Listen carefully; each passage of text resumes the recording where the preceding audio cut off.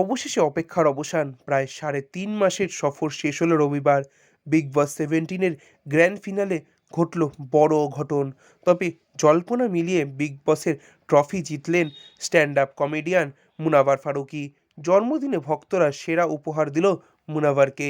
Big বসের চলতি সিজনে ৫ ফাইনালিস্ট ছিলেন মুনাভার ফারুকী, অঙ্কিতা লোখান্ডে, অভিষেক কুমার, মানারা চোপড়া ও অরুণ মহাশিন্ডে। জোর টক্কর শেষে জয়ের চওড়া হাসিটা মুনাভারের মুখে।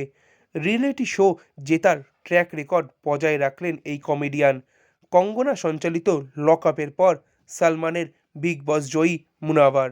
সেরা দুয়ে মুনাভারের পাশে দেখা মিলল অভিষেক কুমারকে, যা অনেকটাই শকিং, কারণ মুনাভারকে টক্কর দেওয়ার দৌড়ে সবচেয়ে এগিয়ে ছিলেন অঙ্কিতা লোখান্ডে।